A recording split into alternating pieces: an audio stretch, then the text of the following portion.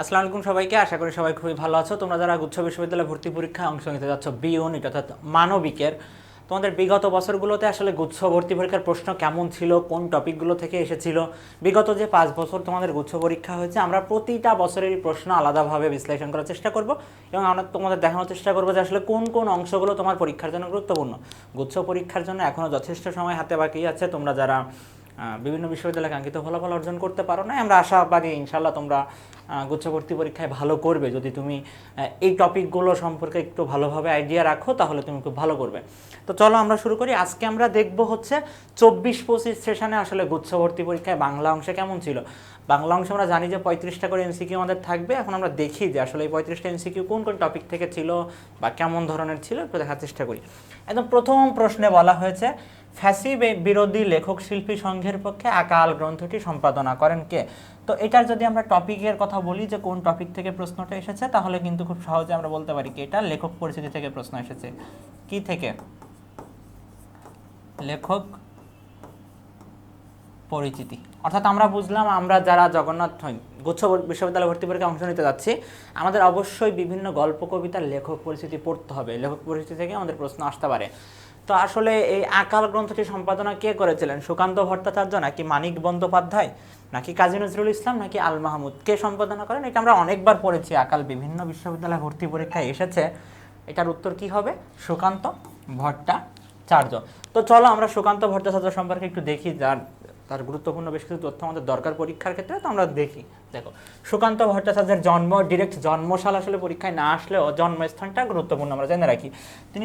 তার পৈতৃক নিবাস হচ্ছে গোপালগঞ্জ জেলার কোটালীপাড়ায়। তার পিতার নাম মাতার নাম আসলে বিশ্ববিদ্যালয় ভর্তি পরীক্ষার ক্ষেত্রে খুব একটা গুরুত্বপূর্ণ বিষয় না। ছোটবেলা থেকেই সুকান্ত ছিলেন রাজনীতি সচেতন। তিনি দৈনিক স্বাধীনতার কিশোর সভাংশের প্রতিষ্ঠাতা ছিলেন। তাহলে তিনি কিসের প্রতিষ্ঠাতা ছিলেন? দৈনিক স্বাধীনতার কিশোর সভা অংশের প্রতিষ্ঠাতা ছিলেন। তথ্যটা গুরুত্বপূর্ণ। দৈনিক স্বাধীনতার কিশোর সভা অংশের প্রতিষ্ঠাতা ছিলেন। কে ছিলেন? সুকান্ত ভট্টাচার্য। মৃত্যুর পূর্ব পর্যন্ত সম্পাদকের দায়িত্ব পালন করেছেন। সুকান্ত তার কাব্যে অন্যায়, অবিচার, শোষণ বঞ্চনার বিরুদ্ধে বিদ্রোহ, বিপ্লব ও মুক্তির আহ্বান জানিয়েছেন। বাংলাদেশের স্বাধীনতা যুদ্ধের সময়ে তার কবিতা মুক্তিকামী বাঙালির মনে বিশেষ শক্তি ও সাহস জুগিয়েছে। ছাড়পত্র কি তার বিখ্যাত কাব্যগ্রন্থ? তার বিখ্যাত কাব্যগ্রন্থ কোনটা? ছাড়পত্র। তার অন্যান্য কাব্যগ্রন্থের মধ্যে আছে ঘুম নেই, পূর্বাভাস। তার অন্যান্য রচনা কি? মিঠে কড়া, অভিযান, হরতাল ইত্যাদি।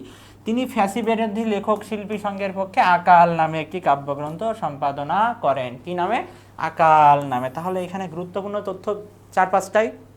একটা হচ্ছে তিনি দৈনিক স্বাধীনতার কিশোর সভা অংশের প্রতিষ্ঠাতা ছিলেন। তার গুরুত্বপূর্ণ বেশ কিছু কাব্যগ্রন্থ আছে, যার মধ্যে অন্যতম ছাড়পত্র। এর পাশাপাশি ঘুম নেই, পূর্বাভাস, মিঠে কড়া ইত্যাদি রচনা তার আছে। আর আকাল নামে একটি কাব্যগ্রন্থ তিনি সম্পাদনা করেন। এটা আমাদের মনে রাখতে হবে। এখন আমরা বাকি যে অপশনগুলো ছিল তার মধ্যে কিন্তু কাজী নজরুল ইসলামের নাম দেওয়া ছিল। কাজী নজরুল ইসলাম থেকে আমাদের বিগত বছরগুলোতে প্রশ্ন এসেছে। তো আমরা কাজী নজরুলের গুরুত্বপূর্ণ বেশ কিছু তথ্য একটু দেখার চেষ্টা করি। দেখো, তার উপন্যাসগুলো আমরা জানি যে বাঁধনহারা এটা তার প্রথম উপন্যাস এবং প্রথম পত্র উপন্যাস। মৃত্যুক্ষুধা, কুহেলিকা, এই তিনটাই টোটাল তার উপন্যাস। বাঁধনহারা, মৃত্যুক্ষুধা আর কুহেলিকা। তার গল্পগ্রন্থের মধ্যে আছে ব্যথার দান, এটা তার প্রথম প্রকাশিত গল্পগ্রন্থ। এর বাইরে রিক্তের বেদন, শিউলিমালা, এগুলো তার গল্পগ্রন্থ। তার নাটকের মধ্যে আমরা দেখতে পাই ঝিলমিলি, আলেয়া, পুতুলের বিয়ে, মধুমালা ইত্যাদি আরও অনেক আছে। প্রবন্ধ গ্রন্থের মধ্যে যুগবাণী তার প্রথম প্রবন্ধ গ্রন্থ। দুর্দিনের যাত্রী, রুদ্রমঙ্গল, রাজবন্দির জবানবন্দি, জৈবনের গান ইত্যাদি তার প্রবন্ধ গ্রন্থ। কাব্যগ্রন্থের মধ্যে আছে অগ্নিবীণা, এটা তার প্রথম কাব্যগ্রন্থ এবং দ্বিতীয় প্রকাশিত গ্রন্থ। আর অগ্নিবীণা কাব্যগ্রন্থের প্রথম কবিতা প্রলয় উল্লাস, আর দ্বিতীয় কবিতা কি? তোমাদের যে বিদ্রোহী কবিতা আছে সেটা, আর শেষ কবিতা হচ্ছে মহরম। তার অন্যান্য কাব্যগ্রন্থের মধ্যে আছে বিষের বাসী, ভাঙার গান, সাম্যবাদী ইত্যাদি। তার পত্রিকার মধ্যে আছে কি? ধূমকেতু, দৈনিক নবযুগ আর লাঙ্গল, এই তিনটা তার পত্রিকা। কাজী নজরুল খুবই গুরুত্বপূর্ণ গুচ্ছ বিশ্ববিদ্যালয়ে ভর্তি পরীক্ষার জন্য। এখন আমরা দেখি মানিক বন্দ্যোপাধ্যায়। মানিক বন্দ্যোপাধ্যায়ের পৈতৃক বাড়ি ছিল ঢাকার বিক্রমপুরে। এই প্রশ্নটা বিগত বছরগুলোতে এসেছে। তার পিতৃপ্রদত্ত নাম ছিল প্রবোধ কুমার বন্দ্যোপাধ্যায়, ডাক নাম ছিল মানিক। মাত্র 48 বছর তিনি বেঁচে ছিলেন। কলকাতার প্রেসিডেন্সি কলেজে বিএসসি পড়ার সময় মাত্র 20 বছর বয়সে, কত বছর বয়সে? 20 বছর বয়সে কি করেছিলেন? বন্ধুদের সঙ্গে বাজি ধরে তিনি একটি গল্প লিখেছিলেন। সে গল্পের নাম কি ছিল? অতসীমামি। এটাই কি তার প্রথম গল্প। বিজ্ঞান মনস্ক এই লেখক মানুষের মনোজগৎ তথা অন্তর জীবনের রূপকার হিসাবে সার্থকতা দেখিয়েছেন। একই সঙ্গে সমাজ বাস্তবতার শিল্পী, এটাও এমসিকিউতে আসে যে সমাজ বাস্তবতার শিল্পী বলা হয়েছে কাকে? মানিক বন্দ্যোপাধ্যায়কে বলা হয়েছে সমাজ বাস্তবতার শিল্পী। তার অন্যতম উপন্যাসগুলোর মধ্যে আছে জননী, দিবারাত্রির কাব্য, পদ্মা নদীর মাঝি, পুতুল নাচের ইতিকথা চিহ্ন প্রভৃতি তার বিখ্যাত উপন্যাস। তার বিখ্যাত ছোট গল্পের মধ্যে উল্লেখযোগ্য প্রাগৈতিহাসিক, সরীসৃপ, সমুদ্রের সাঁত, কুষ্ঠরোগীর বউ, টিকটিকি, হলুদ পড়া, আজকাল, পরশুর গল্প, হারানের নাচ জামাই, ছোট বকুলপুরের যাত্রী প্রভৃতি। আরেকটা অপশন আমাদের ছিল আল মাহমুদ। আল মাহমুদ সম্পর্কে আমাদের বইয়ে আছে, আমরা একটু দেখার চেষ্টা করি। দেখো, আল মাহমুদ দৈনিক গণকণ্ঠ ও দৈনিক কর্ণফুলী পত্রিকার সম্পাদক ছিলেন। দুইটা পত্রিকার কথা বলা আছে কিন্তু, একটা হচ্ছে গণকণ্ঠ আর একটা কি দৈনিক কর্ণফুলী। পরে তিনি বাংলাদেশ শিল্পকলা একাডেমিতে যোগদান করেন এবং পরিচালকের পদ থেকে অবসরে যান। গ্রামীণ জীবন এবং প্রকৃতির চিরায়ত রূপ নিজস্ব কাব্য ভাষা ও সংগঠনে শিল্পিত করে তুলেছিলেন আল মাহমুদ। তার গ্রন্থের মধ্যে অন্যতম যেটা পরীক্ষায় বারবার আসে সেটা হচ্ছে এই সোনালী কাবিন, বারবার পরীক্ষায় আসে। মায়াবী পদ্মা, বখতিয়ারের ঘোড়া, এই দুইটা ভালো করে মনে রাখতে হবে। সোনালী কাবিন এবং বখতিয়ারের ঘোড়া, এই দুইটা বেশ কয়েকবার পরীক্ষায় এসেছে। গুচ্ছর জন্য এই দুইটা তথ্য আমাদের গুরুত্বপূর্ণ। এর পাশাপাশি তার শিশুতোষ কাব্যগ্রন্থ আছে পাখির কাছে ফুলের কাছে। উপন্যাসের মধ্যে এই যে নিশিন্দা নারী, আগুনের মেয়ে, আগুনের মেয়েকে লিখেছে আল মাহমুদ। সোনালী কাবিন, বখতিয়ারের ঘোড়া, আগুনের মেয়ে, এই তথ্যগুলো আমাদের একটু মনে রাখতে হবে। আমরা এখন পরবর্তী প্রশ্নে যাই। কোন বানানটি অশুদ্ধ? দেখো, বানান শুদ্ধিকরণ থেকে কিন্তু আমাদের যে কোনো বিশ্ববিদ্যালয় পরীক্ষায় প্রশ্ন আসেই। আর যেহেতু এখানে 35টা প্রশ্ন, বানান থেকে আমরা আশা করি যে 2টা প্রশ্ন আসতে পারে। তো কোন বানানটি এখানে কি বলেছে? অশুদ্ধ। অশুদ্ধ কোনটা? তার মানে কি হচ্ছে? 3টা শুদ্ধ আছে, একটা অশুদ্ধ আছে। পরীক্ষায় কিন্তু ম্যাক্সিমাম ক্ষেত্রে থাকে যে কোনটা শুদ্ধ, এখানে কিন্তু চাইছে যে অশুদ্ধ কোনটা। কার্য বানান ঠিক আছে, সূর্য ঠিক আছে, মূর্ছা ঠিক আছে, কার্তিক বানানে ভুল আছে। কি? কার্তিক বানানে ভুল আছে। পরবর্তী প্রশ্নে যাই আমরা। তার আগে আমরা গুরুত্বপূর্ণ কিছু বানান দেখবো এখানে, যে বানানগুলো বারবার পরীক্ষায় আসে, বারবার পরীক্ষায় এসেছে বিগত বছরগুলোতে। তার মধ্যে অভ্যন্তরীণ, আনুষঙ্গিক, মুমূর্ষ, বিভীষিকা, নির্নিমেষ, নিরীক্ষণ, দধিচি, মুহুর্মুহু, অদ্যাপি, আকাঙ্ক্ষা, আবির্ভাব, আলস্য, অতিথি, অমাবস্যা, অন্বেষণ, অর্ধেক, ইতপূর্বে, উন্মেষ, ঔজ্জ্বল্য, আদ্যাক্ষর, ক্ষুৎপীড়িত, কৌতূহল, গীতাঞ্জলি, ধরন, তিরস্কার, নিশীথিনী, দুরন্ত, তেজস্ক্রিয়তা, প্রতিদ্বন্দ্বী, এই বানানগুলো বারবার পরীক্ষা এসেছে, আমাদের অবশ্যই এগুলো দেখে যেতে হবে। সিরাজউদ্দৌলা নাটকের প্রথম অঙ্ক, প্রথম দৃশ্যে উপস্থাপিত ঘটনার সময়কাল, অর্থাৎ সিরাজউদ্দৌলা নাটকের থেকে প্রশ্ন এসেছে। এই প্রশ্নটা একটু উদ্ভট, একটু আসলে উদ্ভট টাইপের প্রশ্ন বলতে। সিরাজউদ্দৌলা নাটক থেকে প্রশ্নটা এসেছে, উপন্যাস বলে ফেলছি ভুলে। কি থেকে? নাটক থেকে। সিরাজউদ্দৌলা নাটকের প্রথম অঙ্কের প্রথম দৃশ্য, এটা কি 1756 সালের 19 জুন, 1757 সালের 19 জুন, 1857, 1756। দেখো, পরীক্ষায় যখন আমাদের প্রশ্নটা আসছে, বলছে যে প্রথম অঙ্কের প্রথম দৃশ্য, স্বাভাবিকভাবে আমাদের অনেকের এটা মনে থাকবে না বা আমাদের মুখস্থ করা নাও থাকতে পারে। বাট কিছু কিছু অপশন তুমি আগে থেকে বাদ দিতে পারবা পরীক্ষার হলে। যেমন এখানে 1857 আছে, এটা কখনো হওয়া সম্ভব না। আবার 1757 সালে যে এখানে 23 জুন পলাশী যুদ্ধ হয়েছে, সেখানে প্রথম অঙ্কের প্রথম দৃশ্য আসলে 1757 সালের 19 জুন হওয়া সম্ভব না। দুইটা অপশনের মধ্যে আমাদের একটু কনফিউশন থাকবে যে 56 সালের 19 জুন নাকি 20 জুন। তো এগুলো আমাদের একটু মুখস্থ করতে হবে। কত তারিখের কথা বলা আছে? 19 জুনের কথা বলা আছে, 19 জুন। তো আমরা একটু 4টা অঙ্ক, এই নাটকে টোটাল 4টা অঙ্ক আর 12টা দৃশ্য আছে, আর এর মধ্যে 8টি দৃশ্যে সিরাজ স্বয়ং উপস্থিত ছিল। তো আমরা এই দৃশ্যগুলোর সময়কাল এখানে অ্যাড করে রেখেছি, তোমরা অবশ্যই এটা মুখস্থ করবে। তো আমরা একবার একটু দেখার চেষ্টা করি। দেখো, প্রথম অঙ্কের মধ্যে আমাদের 3টা দৃশ্য ছিল। কয়টা? 3টা। তার মধ্যে প্রথম দৃশ্যের সময়কাল ছিল 1756 সালের 19 জুন। স্থান কোথায় ছিল? ফোর্ট উইলিয়াম দুর্গ।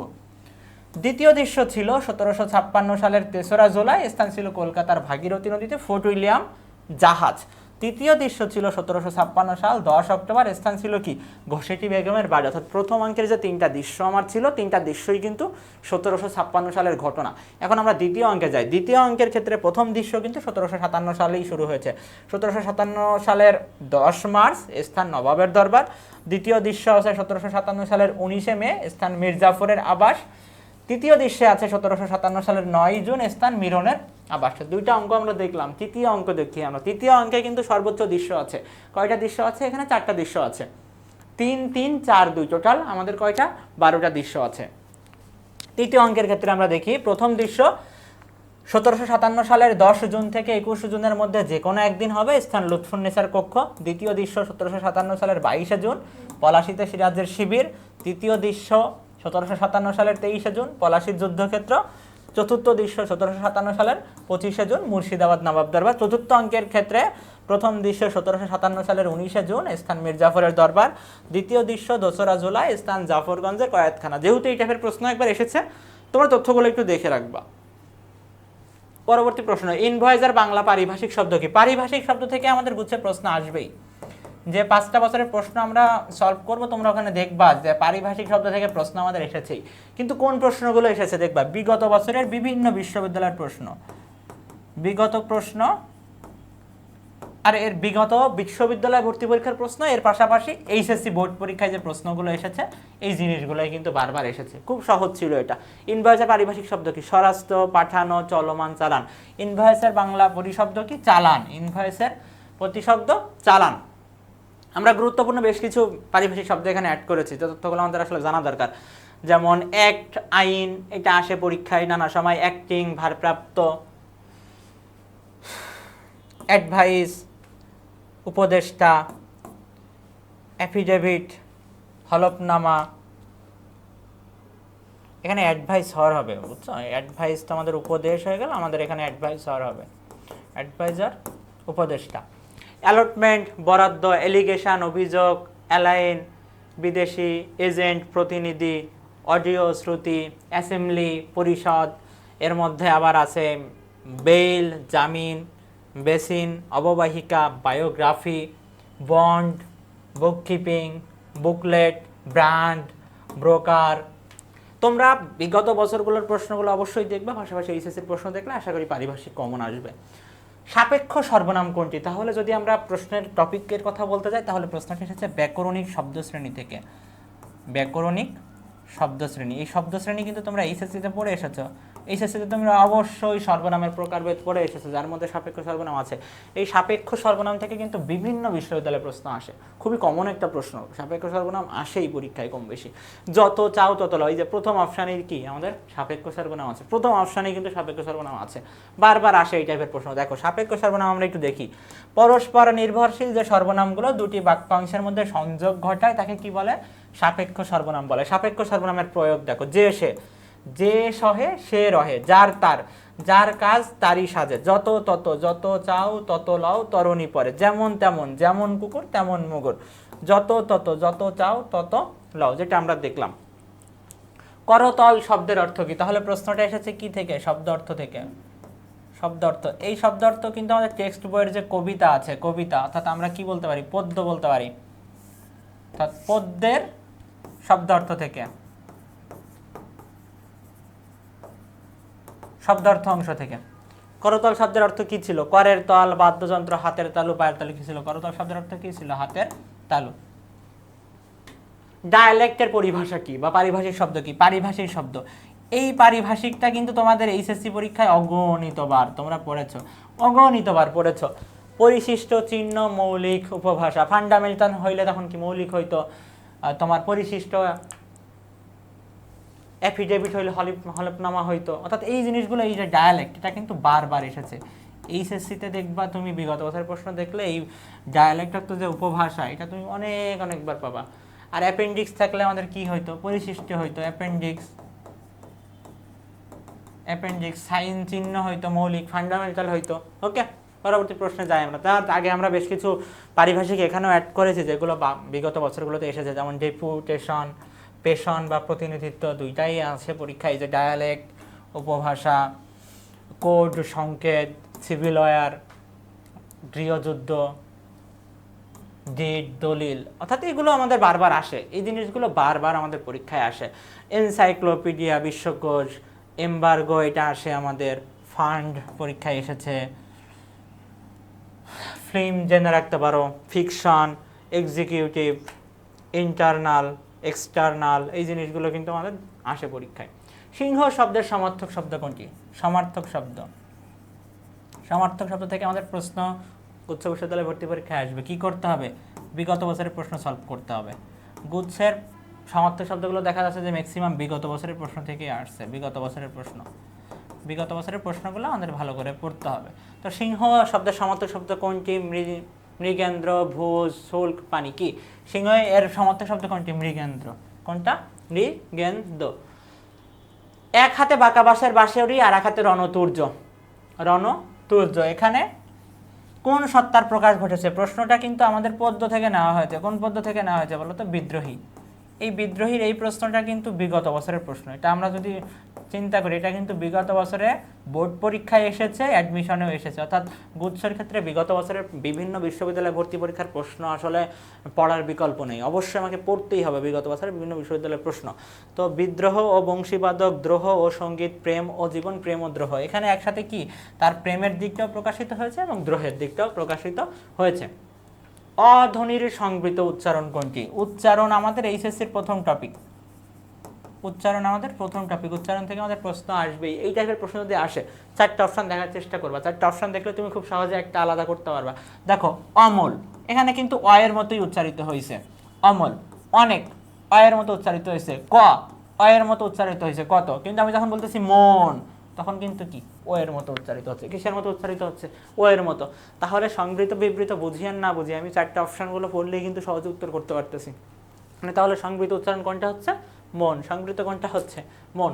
দেখো, বাংলা অধ্বনির উচ্চারণ দুই প্রকারের হয়। বিবৃত হইলে কিসের মতো? অ এর মতো।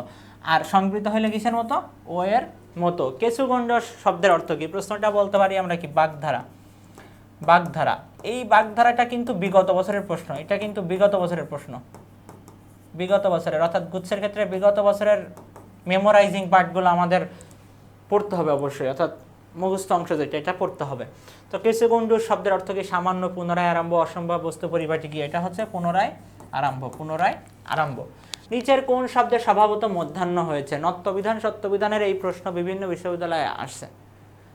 নত্যবিধান, সত্যবিধান থেকে প্রশ্ন আসে, স্বভাবত মধ্যাহ্ন হচ্ছে কোথায়, মধ্যাহ্ন হচ্ছে কোথায়। তো স্বভাবত মধ্যাহ্ন ব্রাহ্মণ, ব্যাকরণ, পণ, ভীষণ। এখানে স্বভাবত মধ্যাহ্ন হয়েছে কি? আমাদের পণ। পণে কি হয়েছে? স্বভাবত মধ্যাহ্ন। এখানে এই যে চার্ট আছে দেখো আমাদের, স্বভাবত মধ্যাহ্ন কোন কোন শব্দ হয়। এই শব্দের চার্ট আমরা অনেকবারই পড়েছি, সবাই কম বেশি পড়েছি। এখন আমাদের এই শব্দটা, এই চার্টটা আবার একটু ভালো করে পরীক্ষার আগে রিভিশন দিয়ে যেতে হবে। এই চার্ট থেকে আমাদের একটা প্রশ্ন গুচ্ছের জন্য আসতে পারে, আমাদের ভালো করে পড়তে হবে। তো পরবর্তী প্রশ্নে যাই আমরা।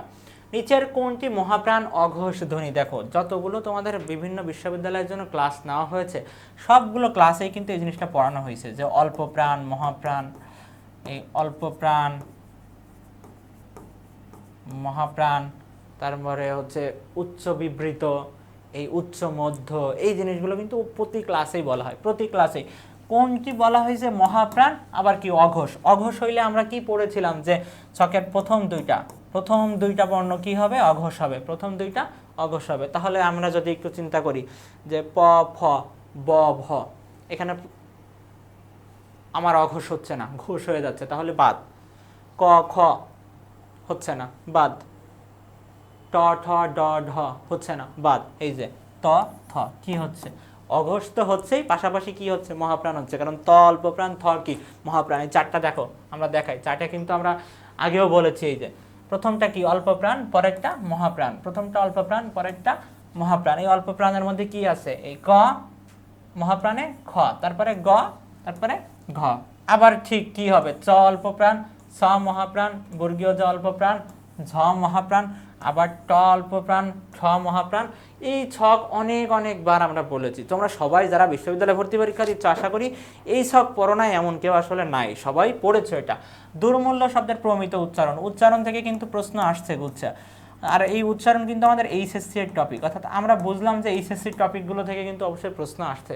যে প্রশ্নগুলো আমরা দেখলাম মোটামুটি এইচএসসি বেসডই কিন্তু বলা যায়। দুর্মূল্য শব্দের উচ্চারণ। এখানে দীর্ঘ আছে, উচ্চারণের ক্ষেত্রে কি? হ্রস্ব দীর্ঘ থাকলে আমরা কি দিব? সবসময় হ্রস্ব দিব। তাহলে দীর্ঘ যেখানে আছে সেখানে আমরা আগে দিই বাদ। এখানে দীর্ঘ আছে, এটাও বাদ। এখানে দীর্ঘ আছে, এটাও বাদ। তিনটা অপশানে আমরা বাদ দিতে পারলাম। আর থাকে কোনটা? একটা, এই যে দুর্মূল্য। এটাই কি সঠিক উত্তর। বড় দাদা থেকে বড়দা কোন ধরনের ধ্বনি পরিবর্তন? তাহলে প্রশ্নটা এসেছে কি? ধ্বনি পরিবর্তন থেকে। কি ছিল? ছিল দাদা, হয়ে গেছে কি? দা। তাহলে এইটা কি হয়েছে? এটা চ্যুত হয়ে গেছে। কি হয়েছে? এটা বিচ্যুত হয়ে গেছে। তাহলে এখানে কি হলো? সমীভবন, অন্তর্হতি, বিষমীভবন, ব্যঞ্জন জ্যোতি। কি হবে এখানে? ব্যঞ্জন জ্যোতি। হাটে হাটে বিকিয়ে তোর ভরা আপন। এখানে হাটে হাটে কি? প্রশ্নটা যদি আমরা বলি তাহলে দ্বিরুক্ত শব্দ থেকে, দ্বিরুক্ত শব্দ বা দ্বিরুক্তি শব্দ যেটাই বলি সেখান থেকে কিন্তু আমাদের এই প্রশ্নটা নেওয়া হয়েছে। তো এটা কি ধনাত্মক দ্বিরুক্তি নাকি অব্যয় দ্বিরুক্তি নাকি পদাত্মক দ্বিরুক্তি নাকি অনুকার দ্বিরুক্তি? এই যে হাটে হাটে বিকিয়ে তোর ভরা আপন, এখানে হাটে হাটে হচ্ছে কি আমার পদাত্মক দ্বিরুক্তি শব্দ। দেখো, একই বিভক্তিযুক্ত পদের পরপর দুবার ব্যবহারকে পদের দ্বিরুক্তি বা পদাত্মক দ্বিরুক্তি বলে। দুইটা পদে একই বিভক্তি প্রয়োগ করা হয় এবং শব্দ দুটি ও বিভক্তিকে অপরিবর্তিত থাকে। যেমন ঘরে ঘরে লেখাপড়া হচ্ছে, দেশে দেশে, ঠিক মনে মনে, এইগুলো সব কি পদাত্মক দ্বিরুক্তির উদাহরণ। পাশাপাশি দেখো, পদের দ্বিরুক্তির ক্ষেত্রে দ্বিতীয় পদের আধুনিক ধ্বনিগত পরিবর্তন ঘটে, কিন্তু পদের বিভক্তি একই রকম বা অবিকৃত থাকে। যেমন চোর হাতে নাতে ধরা পড়েছে, আমার সন্তান যেন থাকে দুধে ভাতে, বা এই যে আমার সন্তান যেন দুধে ভাতে থাকে। কালো লক্ষ্য দীর্ঘশ্বাস বলতে কি বোঝানো হয়েছে? প্রশ্নটা কিন্তু আমাদের পদ্য থেকে নেওয়া হয়েছে। পদ্যের কোন অংশ থেকে নেওয়া হয়েছে? শব্দার্থ। শব্দার্থে কিন্তু ব্যাখ্যা দেওয়া আছে। তোমাদের কিন্তু বলেছি যে আমাদের 18 বছর বয়স কবিতার শব্দার্থ কিন্তু অনেক বিস্তারিত ব্যাখ্যা দেওয়া আছে। তো ওখানে কালো লক্ষ্য দীর্ঘশ্বাস বলতে আসলে কি বোঝানো হয়েছিল? ওটা কি অজস্র ব্যর্থতা দীর্ঘশ্বাস, নাকি কালো অক্ষরে লেখা বেতনাগাথা, নাকি কালিমা লিপ্ত, নাকি স্মৃতি, নাকি কলঙ্ক? কি ছিল? এই যে অজস্র ব্যর্থতার দীর্ঘশ্বাস। তাসার দুঃখ অনুযায়ী এনডি কোথায় উৎপন্ন হয়? এটা কিন্তু তোমাদের আউট অফ সিলেবাস বলা যায়। এটা তোমাদের এখন বইয়ে নাই। এক্ষেত্রে তোমরা যেটা করবে সেটা হচ্ছে তোমাদের 27-এর সিলেবাসের যে লেখাগুলো আছে, যেটা বারবার বলতেছি, এই যে অর্ধাঙ্গী, জৈবনের গান, এই জিনিসগুলো কিন্তু আমাদের বারবার পরীক্ষায় আসছে। জীবন ও বৃক্ষ, এই জিনিসগুলো কিন্তু আমাদের অবশ্যই পড়ে যেতে হবে। সাহিত্যে খেলা, ওকে। তো এখানে এনডি কোথায় উৎপন্ন হয়, এটাও প্রশ্নটা এসেছিল শব্দার্থ অংশ থেকেই। তো ওখানে দেওয়াই আছে কোথা থেকে, আসাম ও রংপুর। আসাম ও রংপুর। কোনটি রবীন্দ্রনাথ ঠাকুর রচিত কাব্যনাট্য? তাহলে প্রশ্নটা এসেছে লেখক পরিচিতি থেকে। আমরা কিন্তু প্রথম প্রশ্নটাও দেখেছিলাম লেখক পরিচিতি থেকে, ঠিক এই প্রশ্নটাও কিন্তু আমাদের লেখক পরিচিতি থেকে নেওয়া হয়েছে। তো রবীন্দ্রনাথ ঠাকুর রচিত কাব্যনাট্য পুনর্চ, এটা আমাদের কাব্যগ্রন্থ শেষ হয়ে গেল। এটা কি? এটা কাব্য। শেষ লেখা, এটাও কাব্য। গীতাঞ্জলি, এটাও কাব্য, এটাও কাব্য। কিন্তু কাব্যনাট্য হচ্ছে কি চিত্রাঙ্গটা, এটা হচ্ছে কি কাব্যনাট্য। তাহলে সঠিক উত্তর কোনটা? চিত্রাঙ্গদা। দেখো, রবীন্দ্রনাথ সম্পর্কে আমরা একটু দেখি। রবীন্দ্রনাথের জন্ম মৃত্যু লাগতেছে না, পরীক্ষা জন্ম মৃত্যু আমাদের আসবে না, তাও আমরা একটু ওনার সম্পর্কে যে তথ্যগুলো দরকার সেগুলো দেখি। তাকে বলা হয় বাংলা সাহিত্যের প্রথম ছোট গল্পের রচয়িতা এবং বাংলা ছোট গল্পের শ্রেষ্ঠ শিল্পী। তার লেখনীতে কি হয়েছিল? ছোট গল্পের উদ্ভব, বিকাশ এবং সমৃদ্ধি। মাত্র 16 বছর বয়সে তিনি কি করেছিলেন? ভিখারিণী গল্প রচনার মধ্য দিয়ে ছোট গল্প লেখক হিসেবে তার আত্মপ্রকাশ ঘটে। এরপরে জীবনের শেষ দিন পর্যন্ত দীর্ঘ 64 বছরে অখণ্ড গল্পগুচ্ছ সংকলিত হয়েছে তার 95টি ছোট গল্প। তার সর্বশেষ গল্পটির নাম হচ্ছে কি মুসলমানের গল্প। পারিবারিক জমিদারি তদারকি সূত্রে কুষ্টিয়ার শিলাইদহে বসবাস কাল পর্বই কি ছিল? রবীন্দ্রনাথের ছোট গল্প রচনার স্বর্ণযুগ। তার রচিত উপন্যাসগুলোর মধ্যে আছে চোখের বালি, গোরা, চতুরঙ্গ, ঘরে বাইরে, শেষের কবিতা, যোগাযোগ বাংলা উপন্যাসের শ্রেষ্ঠ নিদর্শন। নাটক রচনার ক্ষেত্রে রবীন্দ্রনাথের শ্রেষ্ঠত্ব অবিসংবাদিত। তার রচিত নাটকগুলোর মধ্যে বিশেষভাবে উল্লেখযোগ্য রাজা, অচলায়তন, ডাকঘর, মুক্তধারা, রক্তকরবী ইত্যাদি। সন্ন্যাসী শব্দে কয়টি অক্ষর আছে? তাহলে প্রশ্নটা যদি আমরা বলি অক্ষর থেকে বিগত বছরগুলোতেও গুছিয়ে প্রশ্ন আসছে। আমরা যখন দেখবো আমরা দেখবো যে অক্ষর থেকে প্রশ্ন আসে। তো অক্ষর নির্ণয়ের ক্ষেত্রে আমরা বারবার বলেছিলাম যে শব্দটা অক্ষর নির্ণয় করতে হবে, ওটা আমরা কি করবো? বাংলিশে লিখবো। লেখার পরে ওখানে কয়টা সিলেবাল আছে বা আমরা ভয়েল আছে কয়টা, মানে ভয়েল আছে কয়টা, সে কয়টা কি অক্ষর আছে। বাট দুইটা ভয়েল যদি পাশাপাশি থাকে আমরা কি করবো? একটা নিব। আর সন্ন্যাস, এটা আমরা বাংলাদেশে লিখেই যে সন্ন্যাসী। তোমার ভয়েল কয়টা আছে? এই একটা, দুইটা, তিনটা। আমার তাহলে অক্ষর কয়টা আছে এখানে? তিনটা। কয়টা অক্ষর আছে? তিনটা। এভাবে আমরা খুব সহজে বের করতে পারবো। মায়া যেন ছলছল করে জেগে ওঠে লাল সালো উপন্যাসে কার প্রসঙ্গে কথাটা বলা হয়েছে? প্রশ্নটা এসেছে কি থেকে? আমাদের উপন্যাস থেকে। উপন্যাসের কিন্তু একদম কোন দিকে এটা পাবো আমরা? শেষ অংশের দিকে। শেষ অংশের দিকে ওই যে মজিদ জমিলাকে নির্যাতন করার জন্য যে তাকে মাজারে বেঁধে রেখে আসে বা ওইভাবে ফেলে রেখে আসে, যাই বলো তুমি। তো ওই প্রেক্ষাপটেই কিন্তু মায়া ছলছল করে উঠতেছিল। কার মায়া ছলছল করে উঠতেছিল? রহিমার। কার মায়া ছলছল করে উঠতেছিল? রহিমার। রহিমা। পথ অর্থে কোন বানান রূপ কি সঠিক? এই প্রশ্নটার টপিক যদি আমরা বলতে চাই, শব্দ জোড় বলে একটা টপিক দেখবা নবম দশম শ্রেণীর বইয়ে, নতুন বইয়ে, নবম দশম শ্রেণীর বইয়ে দেওয়া আছে।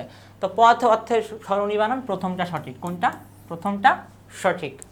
তখন এই শব্দের ই ব্যাকরণের ভাষায় কি বলা হয়? এই যে ব্যাকরণের ভাষা, এখানে কি এই প্রশ্নটা যদি আমরা বলি যে বলক, বলক কিন্তু অনেকবার পড়ানো হয়েছে, অনেকবার পড়াইছি আমরা। এটা কি হবে? বলক। দেখো, যেসব শব্দাংশ পদের সঙ্গে যুক্ত হলে বক্তব্য জড়লা হয় সেগুলোকে কি বলক বলে। যেমন তখনই বা এখনো পদের রস্বই বা ও কি বলকের উদাহরণ। স্বরান্ত অক্ষরকে কি বলে? অক্ষর থেকে মাত্র একটা প্রশ্ন দেখলাম, যেটা আমরা দেখলাম যে অক্ষর নির্ণয় করতে বলছে, আর এখানে অক্ষরের প্রকারভেদের মধ্যে একটা প্রশ্ন, তাহলে এখানেও টপিক কিন্তু অক্ষর। তো অক্ষর থেকে এখানে কি বলছে? স্বরান্ত অক্ষরকে কি বলা হয়? যুক্তাক্ষর, মুক্তাক্ষর, বদ্ধাক্ষর, একাক্ষর। স্বরান্ত অক্ষরকে বলা হয় মুক্তাক্ষর। কি বলা হয়? মুক্তাক্ষর। দেখো, অক্ষর মূলত দুই প্রকার, একটা হচ্ছে স্বরান্ত অক্ষর, স্বরান্ত অক্ষরেরই অপর নাম হচ্ছে মুক্তাক্ষর, আর একটা কি? ব্যঞ্জনাত্মক অক্ষর। যে সকল বর্ণগুলো আমরা স্বরধ্বনির মাধ্যমে উচ্চারণ করি সেগুলো কি? মুক্তাক্ষর। যেগুলো কি করি আমরা? স্বরধ্বনির মাধ্যমে উচ্চারণ করি, যেমন মা, বাবা, বাবা, এখানে বা না লিখে বাবা, পা, এগুলো কি? মুক্তাক্ষর। কারণ এখানে শেষে বর্ণ কি উচ্চারিত হচ্ছে? আমার অধ্বনি উচ্চারিত হচ্ছে। ব্যঞ্জন ধ্বনির মাধ্যমে আমরা যে সকল অক্ষরের সমাপ্তি ঘটে তাকে ব্যঞ্জনাত্মক অক্ষর বা বদ্ধাক্ষর বলা হয়। যেমন জন, এখানে আমরা পাচ্ছি কি? বর্গজার সাথে অ আছে, কিন্তু শেষে যে দন্তান্ন, এই বর্গজাটা কি? একটা মুক্তাক্ষর। কিন্তু আমরা যখন বর্গজার সাথে দন্তান্ন বলতেছি তখনই জন একটি কি হয়ে যাবে? বদ্ধাক্ষর হয়ে যাবে। জন কি হয়ে যাবে? বদ্ধাক্ষর। বর্গজার সাথে কি আছে? আমার অ উচ্চারিত হচ্ছে, বাট আমি যখন জন বলতেছি শেষে কিন্তু দন্তান্নই উচ্চারিত হচ্ছে। তার করতলে পলিমাটির সৌরভ ছিল, অর্থাৎ তিনি ছিলেন, এই প্রশ্নটা যদি আমরা দেখি তাহলে কি থেকে নেওয়া হয়েছে? টেক্সট বইয়ের পদ্য থেকে। কিন্তু পদ্যের কোন অংশ থেকে নেওয়া হয়েছে? এটা কিন্তু আমাদের শব্দার্থ অংশ থেকে। কি থেকে? শব্দার্থ। অর্থাৎ বেশ কিছু প্রশ্ন কিন্তু আমরা দেখেছি যে শব্দার্থ অংশ থেকে প্রশ্ন আসছে। অর্থাৎ কবিতার শব্দার্থগুলো কিন্তু আমাদের অবশ্যই ভালো করে পড়তে হবে গুচ্ছ বিশ্ববিদ্যালয় ভর্তি পরীক্ষার জন্য। তো তার করতলে মানে কি? হাতের তালুতে কি ছিল? পলিমাটি সৌরভ ছিল। তাই এটার দ্বারা আমরা কি বুঝি? তিনি কি কৃতদাস ছিলেন, শ্রমিক ছিলেন, মাঝি ছিলেন, কৃষক ছিলেন? তিনি কি ছিলেন? কৃষক ছিলেন। কৃষক ছিলেন, এ কারণেই তার কি ছিল? করতলে পলিমাটির সৌরভ ছিল। আর এই যে একটা অপশন আছে কৃতদাস, তখন কি? তার পিঠে রক্ত যাবার মতো ক্ষত ছিল, একটা লাইন আছে দেখবা। যদি ওইটা থাকতো তখন কি হতো? আমাদের কৃতদাস। কারণ তার উপর কি? নির্যাতন করা হতো, এই জন্য তার পিঠে কি? রক্ত যাবার মতো ক্ষত ছিল। প্রদোষ শব্দের অর্থ কি? শব্দার্থ থেকে প্রশ্ন এসেছে। শব্দার্থ খুবই কমন প্রশ্ন, এটা কিন্তু বিগত বছরের প্রশ্ন। গুচ্ছের বহু প্রশ্নই দেখবা যে বিগত বছর বিভিন্ন বিশ্ববিদ্যালয়ে এসেছে। অর্থাৎ গুচ্ছ বিশ্ববিদ্যালয়ে ভর্তি পরীক্ষার জন্য বিগত বছরের প্রশ্ন পড়ার কিন্তু কোনো বিকল্প নেই, অবশ্যই তোমাকে পড়তে হবে। তো প্রদোষ শব্দের অর্থ কি? দোষ যুক্ত, দোষ মুক্ত, উষা, কাল, সন্ধ্যা। এই প্রদোষ শব্দের অর্থ যে সন্ধ্যা, এটা কম বেশি সবাই পারা উচিত। রেখাচিত্র কোন ধরনের রচনা? প্রশ্নটা আবারও যদি আমরা চিন্তা করি, লেখক পরিচিতি থেকে। কি থেকে? লেখক পরিচিতি। লেখক পরিচিতি থেকে নেওয়া হয়েছে। তো রেখাচিত্র কি ছিল? উপন্যাস, ছোট গল্প, নাটক, দিনলিপি। রেখাচিত্র ছিল দিনলিপি। রেখাচিত্র দিনলিপি। এটা কে লিখেছিলেন? আমাদের আবুল ফজল লিখেছেন। আবুল ফজল। তো আবুল ফজল সম্পর্কে আমরা একটু দেখার চেষ্টা করি। দেখো, আবুল ফজল জন্মগ্রহণ করেছিলেন চট্টগ্রামের সাতকানিয়ায়। চট্টগ্রামের সাতকানিয়া, এটাও কিন্তু পরীক্ষা একবার এসেছে। চট্টগ্রাম বিশ্ববিদ্যালয়ের উপাচার্য, রাষ্ট্রপতির উপদেষ্টার দায়িত্ব পালন করেন তিনি। সমাজ ও সমকাল সচেতন সাহিত্যিক এবং প্রগতিবাদী বুদ্ধিজীবী হিসাবে তিনি সমাধিক খ্যাত ছিলেন। ছাত্র জীবনেই তিনি যুক্ত হন কোন আন্দোলনে? বুদ্ধির মুক্ত আন্দোলনে তিনি যুক্ত হন। অন্যদের সঙ্গে প্রতিষ্ঠা করেন মুসলিম সাহিত্য সমাজ। কথাশিল্পী হিসাবে পরিচিতি অর্জন করলেও তিনি ছিলেন মূলত চিন্তাশীল প্রাবন্ধিক। তার প্রবন্ধের সাহিত্য, সংস্কৃতি, সমাজ ও রাষ্ট্র সম্পর্কে গভীর ও স্বচ্ছ দৃষ্টির পরিচয় বিধৃত। আধুনিক অসাম্প্রদায়িক জীবনবোধ, স্বদেশ ও ঐতিহ্যপ্রীতি, মানবতা ও শুভবোধ তার সাহিত্যকর্মের মূল প্রতিপাদ্য বিষয়। তার উল্লেখযোগ্য গ্রন্থের মধ্যে রয়েছে উপন্যাস, চৌচির, রাঙা প্রভাত, আর গল্প গ্রন্থের মধ্যে আছে মাটির পৃথিবী, মৃতের আত্মহত্যা, সাহিত্য সংস্কৃতি সাধনা, সাহিত্য সংস্কৃতি জীবন, সমাজ সাহিত্য রাষ্ট্র, মানবতন্ত্র, 21 মানে মাথা নত না করা। আর দিনলিপির মধ্যে আছে কি? রেখাচিত্র, দুর্দিনের দিনলিপি। রেখাচিত্র তাহলে তার কি ছিল? দিনলিপি ছিল। আর এগুলো কিন্তু প্রবন্ধ। প্রবন্ধের মধ্যেই কি আছে? সাহিত্য সংস্কৃতি সাধনা, সাহিত্য সংস্কৃতি জীবন, সমাজ সাহিত্য রাষ্ট্র, মানবতন্ত্র। এই মানবতন্ত্র থেকেই কিন্তু আবার নেওয়া হয়েছে কোনটা? মানব কল্যাণ। আমাদের বইয়ের যে মানব কল্যাণ আছে, মানব কল্যাণ কিন্তু এই মানবতন্ত্র থেকে নেওয়া হয়েছে। কোন রচনায় খনার বচনের উল্লেখ আছে? অপরিচিতা, বিলাসী, মাসি পিসি, রেইনকোট। কোথায় আছে রেইনকোটের কি বচন দেওয়া আছে? যে শনিতে 7, মঙ্গলে 3, আর সব দিন দিন। শনিতে 7, মঙ্গলে 3, আর সব দিন দিন। ওকে, অর্থাৎ শনিবারে যদি বৃষ্টি শুরু হয় তাহলে কেন 7 দিন বৃষ্টি হবে, মঙ্গলবারে হলে 3 দিন হবে, আর সব মনে করো বুধবার বা অন্যবার যে কোনো বার বলো ওই সময় আসলে খুব বেশি বৃষ্টি হবে না, একদিনে মোটামুটি শেষ হয়ে যাবে। তো খনার বচনের উল্লেখ আছে কোথায়? রেইনকোটে। প্রশ্নটা এসেছে গদ্য থেকে, যদিও গদ্যে পড়লে আমরা কোথাও এরকম পাবো না, বাট এই প্রশ্নটা কিন্তু সহজ একদিক থেকে। কিভাবে? এই প্রশ্নটা কিন্তু ঢাবিতে বিগত বছরে এসেছে, প্রশ্নটা এসেছে। তো সেই হিসাবে বিগত বছরে বিভিন্ন বিশ্ববিদ্যালয়ে প্রশ্ন পড়লে প্রশ্নটা তোমরা পারবা। খনার বচন, খনার বচন মূলত কি ছিল? কৃষিতাত্ত্বিক বা কৃষি তত্ত্বভিত্তিক প্রাচীন বাংলা ছড়া, আনুমানিক 8ম থেকে দ্বাদশ শতাব্দীর মধ্যে রচিত। অনেকের মতে খনা জ্যোতির্বিদ্যায় পারদর্শী এক বিদুষী বাঙালি নারীর রচনা এই ছড়াগুলো। কোনটিতে বফুলার উচ্চারণ বহাল রয়েছে? এটা কি থেকে এসেছে? উচ্চারণ থেকে, উচ্চারণ থেকে। বিধ্বস্ত, এখানে কোনো বফুলার উচ্চারণ আমরা পাচ্ছি না। সত্য, বয়ের উচ্চারণ পাচ্ছি না। দ্বন্দ্ব, বফুলার উচ্চারণ পাচ্ছি না। কিন্তু আমরা যদি বলি উদ্বেগ, উদ্বেগ, এই যে বফুলার উচ্চারণ কিন্তু আমরা পাচ্ছি, বা বয়ের উচ্চারণ কিন্তু এখানে বহাল আছে। এখন আমরা বেশ কিছু নিয়ম দেখি বফুলার উচ্চারণ আমাদের গুরুত্বপূর্ণ পরীক্ষার জন্য। দেখো, ব অথবা ময়ের সাথে বফুলার যুক্ত হলে বয়ের উচ্চারণ অবিকৃত থাকে। যেমন লম্ব, এখানে আকার হবে না, এই যে এভাবে হবে উচ্চারণ, লম্ব, বিম্ব প্রভৃতি, বিম্ব, বিম্ব। প্রথম ব্যঞ্জন বর্ণে বফুলার সংযুক্ত হলে সে বফুলার কোনো উচ্চারণ হয় না। যেমন কি স্বনাম, ধ্বনি, স্বাধিকার, স্বদেশ, স্বাগত প্রভৃতি শব্দের মধ্যে কিংবা শেষে বফুলা যুক্ত হলে সংযুক্ত বর্ণের উচ্চারণ দ্বিত্ব ঘটে। যেমন বিশ্ব, বিদ্যান, বিদ্যান কিন্তু পরীক্ষায় এভাবে লিখতে হবে, বিদ্যান প্রভৃতি। উত উপসর্গ যোগে গঠিত শব্দের খণ্ডত্বয়ের সাথে বফুলা বা বফুলার উচ্চারণ লুপ্ত হয় না। যেমন উদ্বেগ, যেটা আমরা মাত্র দেখলাম, উদ্বেগ, উদ্বোধন। এগুলো আমাদের একটু দেখে রাখতে হবে, উচ্চারণ থেকে আমাদের প্রশ্ন আসতে পারে। কোন বানানটি শুদ্ধ নয়? বানান থেকে প্রশ্ন এসেছে, বানান থেকে প্রশ্ন আমরা আগেও দেখেছি। রূপালী ঠিক আছে, নীরদ ঠিক আছে, অগ্রহায়ণ ঠিক আছে, অপরাহ্ন বানান কি? শুদ্ধ নয়। শুদ্ধ বানান একটা চার্ট কিন্তু আমরা দিয়ে রেখেছি। শুদ্ধ বানানের ক্ষেত্রে এই বানানগুলো খুবই গুরুত্বপূর্ণ, এই বানানগুলো দেখতে হবে আমাদের। আমরা শব্দটি কোন ধরনের সমাসের উদাহরণ? আমরা এত সময় ধরে আসলে কিন্তু অপেক্ষায় ছিলাম যে সমাস থেকে আসলে কোনো প্রশ্ন আসতেছে না কেন, সমাস থেকে প্রশ্ন দরকার ছিল। অবশেষে আমরা সমাসের প্রশ্ন কিন্তু পাইলাম। তো আমরা এটা কোন ধরনের সমাস? অলোক, বহুব্রীহি, তৎপুরুষ, কর্মধারা, একশেষ দ্বন্দ্ব। এটা কি? একশেষ দ্বন্দ্ব। খুবই সহজ প্রশ্ন দিছে এখানে, খুবই সহজ একটা প্রশ্ন যা আমরা এইচএসসিতে কিন্তু বোর্ড পরীক্ষায় বারবার আসে। আমরা দেখো একশেষ দ্বন্দ্ব সমাসের বিষয়টা আমরা দেখি। একশেষ শব্দের অর্থ চূড়ান্ত, একশেষ শব্দটি দ্বন্দ্ব সমাসের সাথে সম্পর্কিত। কিছু সমস্ত পদ আছে যেগুলো সমস্যমান পদগুলো চূড়ান্তভাবে সমস্ত পদে মিশে আছে, সেসব সমস্ত পদকে কি বলা হয়? একশেষ দ্বন্দ্ব। যেমন তুমি, সেও, আমি, এক কথায় আমরা কি বলতেছি? আমরা। এখানে তুমি, সেও, আমি সমস্যমান পদটি চূড়ান্তভাবে আমরা সমস্ত পদে মিশে আছে বলে একে কি বলা হয়? একশেষ দ্বন্দ্ব সমাস বলা হচ্ছে। অলোক, বহুব্রীহি, এই সমাসের ক্ষেত্রে সমস্ত পদের পূর্বপদে কেবল বিভক্তি যুক্ত থাকে, পরপদে বিভক্তি যুক্ত থাকে না। যেমন কানে কলম। এখন বহুব্রীহি মানে কি? আমরা তৃতীয় কোনো অর্থ বুঝবো। কানে কলম দ্বারা আমরা কি বুঝি? কাঠমিস্ত্রিকে বুঝি। হাতে ছড়ি, হাতে ছড়ি দ্বারা আমরা কি বুঝি? যে লোকটা আসলে অন্ধ। মাথায় পাগড়ি কি? কাবুলিওয়ালা বা বরকে বুঝি।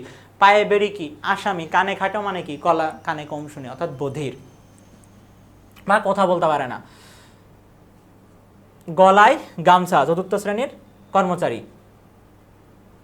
মুরিদ কোন ভাষার শব্দ? শব্দ কোন ভাষার শব্দ? এখান থেকে আমাদের একটা প্রশ্ন আসবে বলা যায়। তো মুরিদ কোন ভাষার শব্দ? তৎসম, আরবি, ফার্সি, উর্দু। কোন ভাষার শব্দ?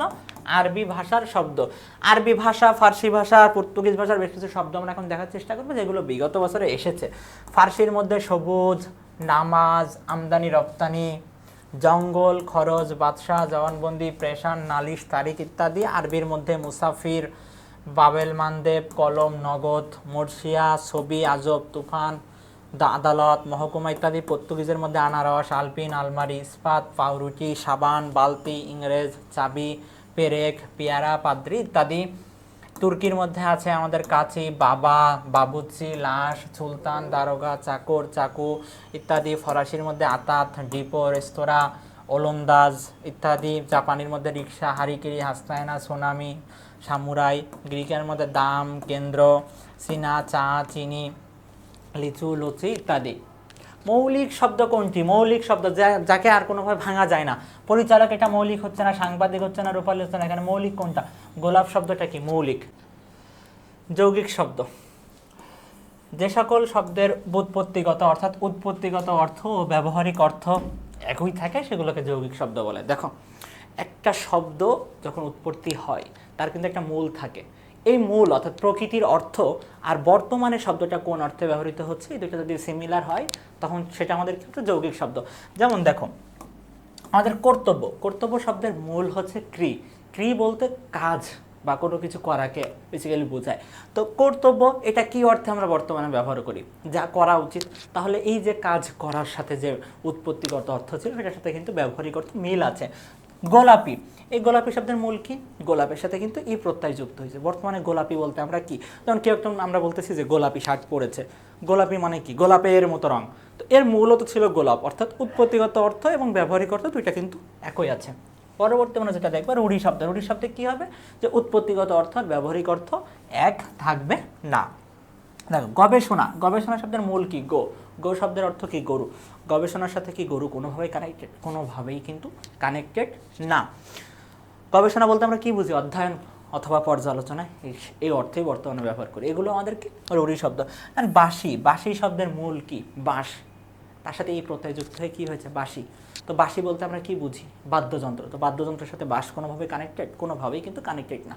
হস্তি, হস্তি শব্দের মূল কি? হস্ত। হস্ত অর্থ কি? হাত। হাত। তো হাতির হস্ত, হস্তি কি অর্থে ব্যবহার করি? বর্তমানে আমরা হাতি। হাতির সাথে হাত কোনোভাবে কানেক্টেড? কোনোভাবেই কিন্তু কানেক্টেড না। পরে আমরা যেটা দেখবো যোগরূঢ় শব্দ। দেখো, সমাস নিষ্পন্ন যে সকল শব্দ সম্পূর্ণভাবে সমসমান পদগুলোর অনুগামী না হয় কোনো বিশেষ অর্থ গ্রহণ করা। অর্থাৎ একটা শব্দের অনেকগুলো অর্থ আছে, বাট ওই শব্দটা স্পেসিফিক একটা অর্থের জন্য আমরা ব্যবহার করতেছি। যেমন মহাযাত্রা। দেখো, মহাযাত্রা বিভিন্ন জন্য হতে পারে। যেমন কারো মনে করো বিয়েতে যাচ্ছ, বন্ধু বান্ধব পরিবার পরিজন সবাই একসাথে, একটা মহাযাত্রা। কারোর যে কোনো অনুষ্ঠানে যাচ্ছ, গায়ে হলুদ বা যে কোনো অনুষ্ঠানে। বাট মহাযাত্রা বলতে স্পেসিফিকভাবে কিন্তু আমরা মৃত্যুকে বুঝছি। দেখো, জলধি, যে জল ধারণ করে। জল ধারণ অনেক কিছু করতে পারে, গ্লাস, মগ, কলসি, পুকুর, নালা, ডোবা, অনেক কিছু জল ধারণ করতে পারে। বাট জলধি বলতে কিন্তু স্পেসিফিকভাবে আমরা সমুদ্রকে বুঝছি। এটা কি? যোগরূঢ় শব্দ। দেখবো নিচের কোনটি অল্প প্রাণ ধ্বনি। দেখো, অল্প প্রাণ, মহাপ্রাণ, এই যে ধ্বনীয় বর্ণ, ধ্বনি ও বর্ণ, এটা থেকে কিন্তু বিগত বছরগুলোতে প্রশ্ন এসেছে। আমরা একটু আগেও যে প্রশ্ন সলভ করলাম সেখানেও কিন্তু ধ্বনি বর্ণের প্রশ্ন ছিল। দেখো, অল্প প্রাণ, এটা কি হয়ে গেছে? মহাপ্রাণ। এটা মহাপ্রাণ। থ মহাপ্রাণ। প কি? অল্প প্রাণ। প কি হচ্ছে আমার? অল্প প্রাণ। অল্প প্রাণ মহাপ্রাণের চার্টও কিন্তু আমরা একটু আগে দেখিয়েছি, যে অল্প প্রাণ মহাপ্রাণের চার্ট। এই চার্টটা তোমরা অবশ্যই পড়বা, সবাই পড়েছো আগে, যারা বিশ্ববিদ্যালয় ভর্তি পরীক্ষা দিয়েছো বিভিন্ন বিষয়তে অবশ্যই তোমরা পড়েছো। এর পাশাপাশি যেটা, যেমন এই পার্শ্বিক ব্যঞ্জন মনে রাখতে হবে। পার্শ্বিক ব্যঞ্জন কোনটা? ল। এই সংজ্ঞাগুলো তোমরা অবশ্যই মেমোরাইজ করার চেষ্টা করবে টুকটাক, কারণ এই টাইপের প্রশ্ন একটা এসেছিল একবার। কম্পিত ব্যঞ্জনের ক্ষেত্রে কি থাকলো? র। র হচ্ছে কি? কম্পিত ব্যঞ্জন। তাড়িত ব্যঞ্জনের মধ্যে কি থাকলো? আমাদের ঢয়শূন্য র, ঢয়শূন্য র, এগুলো কি?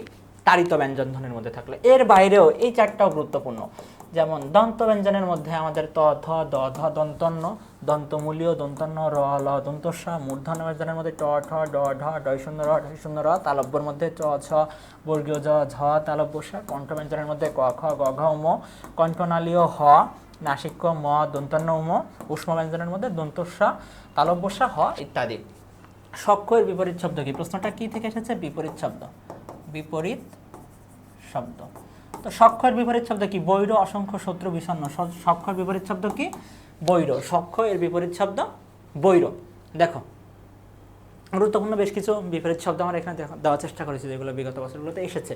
যেমন অর্বাচীন, প্রাচীন, নৈসর্গিক, কৃত্রিম, ক্রিয়মান, বর্ধমান, আবির্ভাব, তিরোভাব, অলিক, বাস্তব, মনীষা, নির্বোধ, ঐচ্ছিক, আবশ্যিক, গৃহী, সন্ন্যাসী, অনাবিল, আবিল, আকস্মিক, চিরন্তর, নিরাকার, সাকার, চিরন্তন, ক্ষণকালীন, প্রতিযোগী, সহযোগী, কুটিল, সরল, নির্মল, পঙ্কিল, উৎকর্ষ, অপকর্ষ, সমক্ষ, পরোক্ষ, হর্ষ, বিষাদ, অর্বাচীন, প্রাচীন, অনুকূল, প্রতিকূল, অলিক, সত্য, অগ্র, পশ্চাৎ ইত্যাদি।